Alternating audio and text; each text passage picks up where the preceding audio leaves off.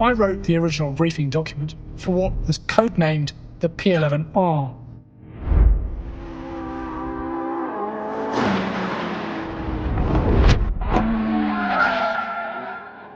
The development program lasted about 2 years, and I remember we knew we'd created something special. Every time we drove the latest prototypes, the schedule always went out the window, because we'd stay out for an extra lap or go for one more run on our favourite road. It was also an incredibly significant car for the company as a whole.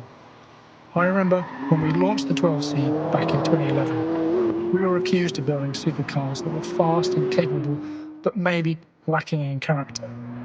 But the 675LT changed all that. And what we learnt from the LT fed into all our future models. It gave us momentum and kind of crystallised what a McLaren should be. The 600LT came 3 years later, and it posed a real challenge. Without the same power, without the proactive chassis control or the active aero, we had to really think again how to distill that McLaren experience. In the end, we made the 600LT all about agility. We gave it a sharper turn and we dialed up the rear grip to create a car that's predictable and really exciting. And then, of course, there are those top exhausts. I remember the first time we started testing at night, and these videos came back to the office from the test team in Spain, showing the flames spitting out the back. But from an engineering perspective, those shorter exhausts also saved about 12 kilos on weight, so they were a real win-win. Like the 675, the 600LT also had an impact on the wider range. And the front suspension design actually reappeared 3 years later in the Artura. So the LT program again showed us the way.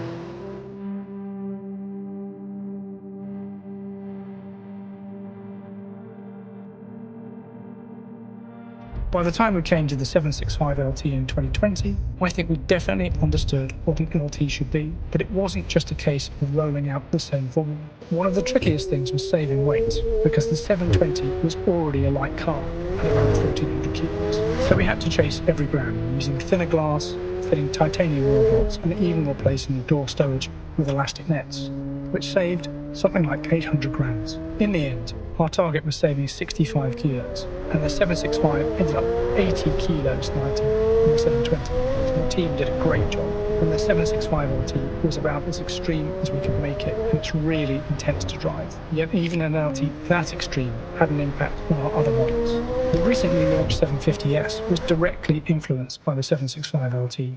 The shorter gearing, the wider front track. We took a lot of elements developed for the LT, and in the 750S, created a car that's as exciting and rewarding, but also more rounded and more usable every day.